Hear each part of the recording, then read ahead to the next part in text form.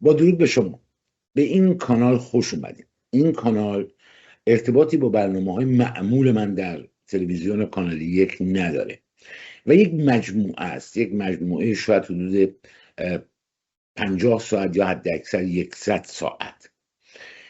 خیلی سوال ها توی ذهن شما هست، از جمله این که چرا واقعا این اوضاعی که مردم دوستش ندارن همچنان ادامه پیدا کرده، چرا ما موفق نمیشیم، چرا ما موفق نشدیم.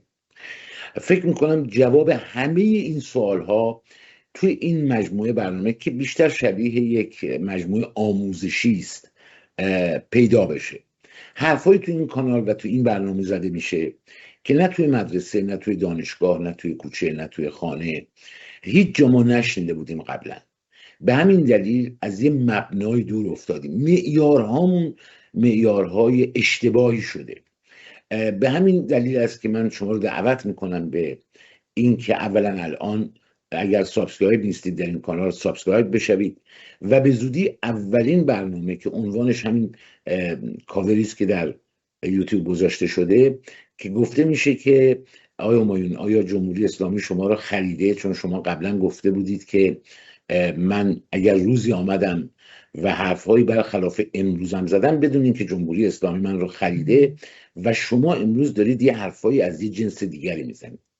واقعیت امر اینه که من توی اون برنامه با صداقت و صراحت پاسخ دادم و یه بررسی کردم ببینم خودم رو آزمایش کردم، بررسی کردم ببینم آیا واقعا من تغییر کردم. تو این برنامه شما جواب همه این سوال ها رو خواهید گرفت.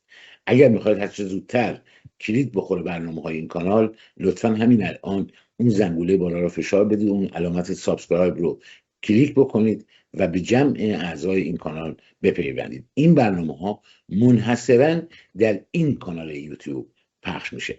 با امید اینکه هر چه زودتر بتونیم این بخش از وظیفه‌ای رو که تاریخ بر عهده ما گذاشته از عهده‌اش بر بیایم و این کار موفق نمیشه مگر اینکه هممون با یک آرامشی، با یک صداقتی دور هم بشینیم و فکرامون رو هم بریزیم. تو این برنامه حقیقتش اینه که من همه اون چیزهایی رو که طی این سالها از تک تک شماها یاد گرفتم جمع کردم و به صورت یک مجموعه، یک منشور در آوردم که البته متن این برنامه ها هم به زودی به صورت یک کتاب چاپ میشه و براتون فرستاده خواهد شد.